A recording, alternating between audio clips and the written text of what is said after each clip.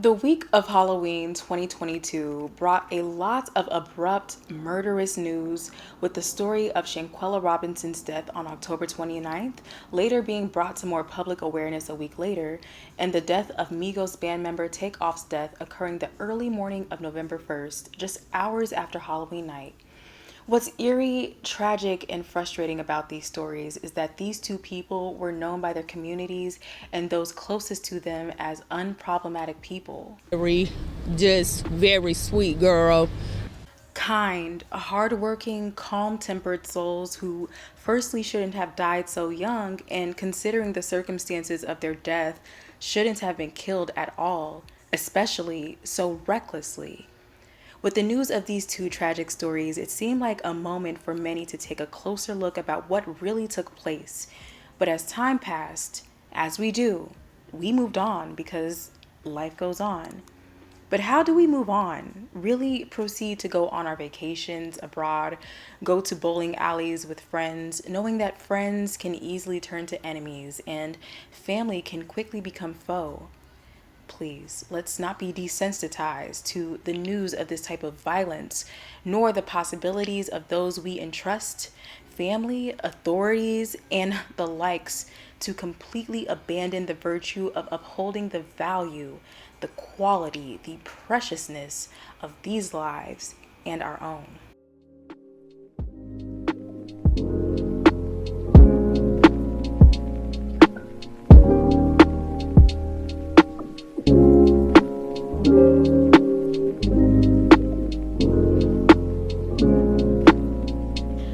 I've been trying to get through this book by French philosopher Jacques Derrida titled Politics of Friendship. As someone who has had some hiccups in interpersonal relationships myself, I wanted a philosophical idea of what friendship was really about. Did I really need friends? How does the idea of friendship really relate to me? I haven't finished the book yet, child. It is dense. But the book starts with a quote from Aristotle saying, "My friends, there are no friends." Jacques Derrida goes on to densely break down this quote, and it's a lot to take in. But considering that quote itself, that's kind of a blanket understanding about what's going on in our modern world. It's truly sad. Where is our community? I remember trying to learn more about Takeoff and Shanquella's deaths and finding videos titled, "When you have friends like these, who needs enemies?" It's so crazy how everything is flipped these days, wouldn't you say? While folks want us to proceed from the events of these deaths and just go on, I have to make a point in mentioning that it is absolutely problematic to be silent about these very blatant portrayals of violence. From the circumstances that led to their deaths to the complete ignoring and negligence in holding those accountable in a timely and efficient manner. What has entirely blown my mind about these deaths, or the deaths of these two people, is that there is legitimate evidence pointing to those responsible for killing these two people, physical eyewitnesses, and viral videos. How dare investigators and those in charge of solving these cases delay a single moment when they have salient proof? I can't help but think it is intentional, deliberate, just negligent for negligence sake. I mean, can we really be surprised by the state of things these days? So, if you know anything about the Migos rap group, you know they are legitimate family. Quavo is the uncle of Takeoff and the cousin of Offset. Offset and Takeoff are cousins. So, over the years, it was wonderful to see a rap group, a family rap group at that, rise to such great acclaim without being problematic. The music they made was party music, non-violent, something for everyone to enjoy. While Quavo had been seen many times as the frontman of the group, it is told that Takeoff and Offset were really the most contributive writers, particularly the late Takeoff. Being the youngest and having the most underdog type of vibe, whenever the Migos were brought up, Takeoff wasn't the main attraction, which wasn't necessarily bad because no one knew him to be that extroverted or that extra. And he was kind of known to be the chill one of the group. So as years went by, Offset went in a different direction from the group shortly after his marriage and starting a family with Cardi B. It wasn't sudden, but Offset left the group and started producing music solo.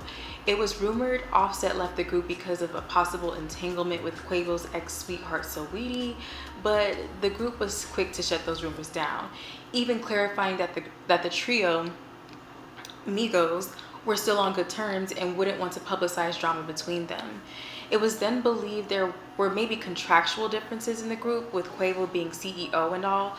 Offset sought new horizons for his own future. This is just speculation. So now the Migos were a duo group consisting of Quavo and Takeoff. In October 2022, they released their project Only Built for Infinity Links. And while audiences were getting used to the group split, seeing Offset go solo, this project solidified that the group had really gone their separate ways. On October 22nd, the notable urban podcast Drink Champs held an interview with the two Migos, Takeoff and Quavo. And considering this is the last extensive interview with Takeoff before his death, there are a lot of eerie moments in this interview that I can't help believe foreshadow Takeoff's death days to come. I'm like, these niggas done made a classic on the low. I tried to see if there's a record that I could skip. There's not one. There's not one. I kept listening. As an OG, I wanted to catch a little fall. And I said, no, they ain't got it. These niggas was training like Muhammad Ali and Africa. These niggas, y'all, they put it together. They staying tall. And you hear controversy about them, but there's none of that exists. They keep it in-house. And I respect it. You dig? They deserve their flowers. They deserve their salutes. They deserve their praises.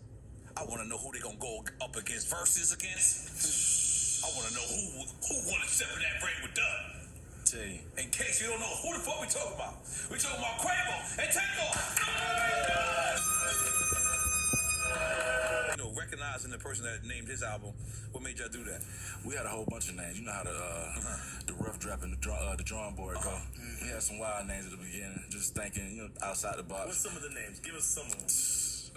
What you I'm confused with the version. Yeah, I'm confused.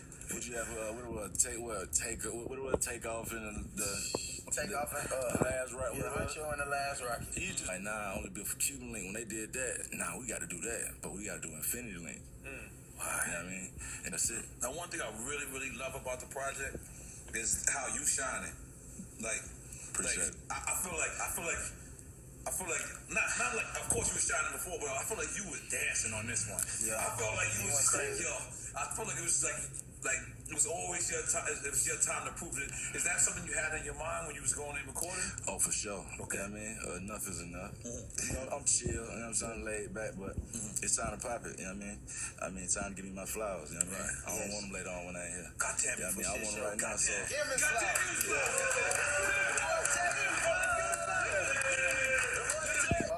That man Nori ain't bullshit. I'm gonna be honest though. Because the show is really about giving people their flowers. Because, I mean, everybody want to give people their flowers now, but we did this shit 6 years ago, where it wasn't cool to like give other people respect and love. And the thing about me is, I actually been through this shit. I've been platinum. You can never take your face off. I know that being a rapper is one of the most dangerous jobs in the world. So I want to give niggas their flowers now, bro. I want to really, like, you know what I'm saying? I know how great y'all are. You know what I mean? So, and it doesn't take nothing in the world. You want to know my weed is real too, right? I'm sorry. Drink champs is drink champs. But I want y'all to know, you know what I mean? That's a person that came before y'all, that did it before y'all, you know what I mean? What y'all doing now is right. You know, sticking together, you know what I'm saying? Showing that camaraderie. And you know what? Honestly, keeping y'all business to yourself, too. I like that. You know what I'm saying? I like that I can hear rumors, but when I Google it, I can't find shit. Yeah. How's that? Yeah, okay, that's real. Holy moly guacamole. There was so much more in their interview. The video is 2 hours long, so yeah, I wasn't going to rewatch it to highlight shady moments, but it is on YouTube and the writing is on the wall. Throughout the interview, there's just a repetition of flowers being given then and there. And honestly, to me, the vibes are super off. Quavo seems super unfazed, but the two hosts, Nori and DJ FN or EFN, have such withdrawn, almost nervous demeanors, like they know something. Whew, I recommend you watch the interview for yourself if you're interested, but it's a really weird one considering their conversation, the length of the interview, and it just so conveniently being conducted just a little over a week before Takeoff was tragically killed. A coincidence? I think the hell not. Before continuing, I know I'm already mentioning some things some of you already know, but I think it's worth repeating because the truth can be misconstrued, manipulated, and just changed for someone else's own purposes. And I think it's really important for us to remember what really occurred, what really took place, because there are a lot of lies, a lot of things are being made up so that people are being protected in this whole scheme. But we're going to continue and just retell so we're all on the same page. So on October 31st, even though it was a Monday, many people were out celebrating Halloween. And while I used to laugh at some people's reluctance to celebrate the holiday due to its possibly evil implications, I found that Halloween night, those fears about what this widely celebrated holiday implied was maybe worth considering. There's more extensive information about a notable brotherhood, or lack of better words, gang, called Mob Ties in Houston, a group that usually protects rappers and other celebrities who need a bit of muscle if ever in the Houston area. Quavo was riding around with this group that night, presumably to keep himself and his bandmate and nephew, Takeoff, safe during their night out in Houston. But what is important to point out is that in Instagram videos Quavo posted, he is seen riding with Mob Ties members alone, without Takeoff. Suspicious? After some time at Houston's 810 Billiards and Bowling, there was a fight that broke out, as we later found, killing Takeoff. But how did this happen? When news first broke, it stated that Takeoff died from a dice game dispute, as if Takeoff was playing dice. I already felt that was so wrong when I heard the news. It was off. People who know the group know Takeoff of all of them would not be in that type of mix. Later on, as the story developed, it was reported that Quavo had a dispute with someone over a dice game. Later to find out it wasn't a dice game that started the brawl that then initiated gunfire, but an argument Quavo was a part of. Weird. So at first the story seemed like it was relevant to Takeoff, like he had some part in whatever dispute leading to his death. But it became too obvious as videos were released, as people at the event started to speak out, that Quavo was at the center of all of the senselessness that happened that night. While the intent was to have this brotherhood, the Mob Ties, protect the Migos, it somehow did not include Takeoff, as he was weirdly enough the one killed that night, even though he was not at all involved in the mess Quavo was making before everyone. So, Takeoff was killed in the early hours of November 1st around 2:30 a.m. Shortly after news broke around his death, there was a newly uploaded music video called Messy. Right now on YouTube, it shows that the video was uploaded on October 31st, but I promise on my soul, when I woke up on November 1st, there was a video that was uploaded like minutes or just a couple hours when I woke up on November 1st called Messy. So I think they changed the date from November 1st to October 31st. Either way, this video is giving full premeditation. Okay, this whole music video, like I said, is crazy. It still gives me chills. As soon as I heard Takeoff pass, I, maybe like many other people, started to look Takeoff up. And why is it that this Messy video is the last music video Takeoff is in? But why even more so are the details in this music video so specifically reflective of the incident we were just learning about, Takeoff's death?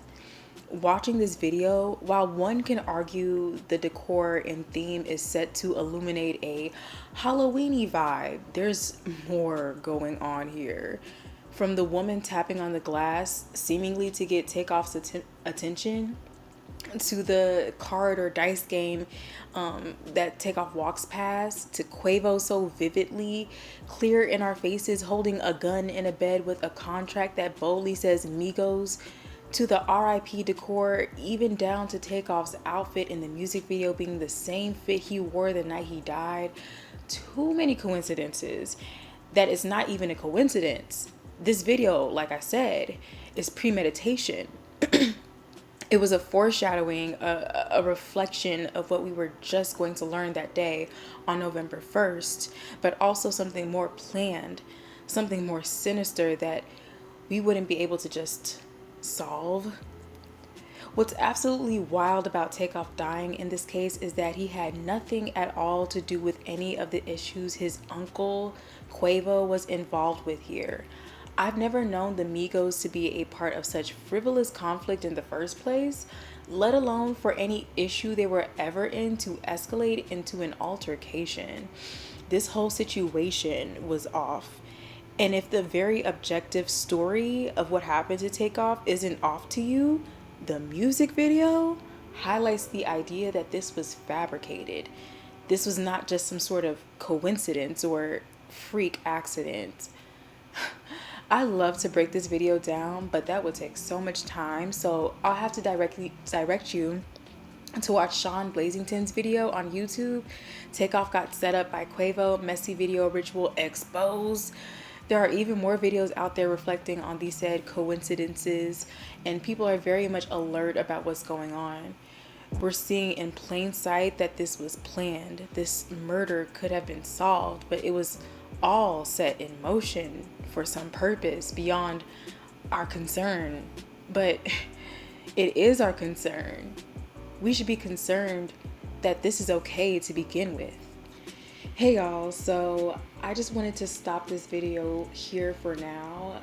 I wanted to just break it up into parts.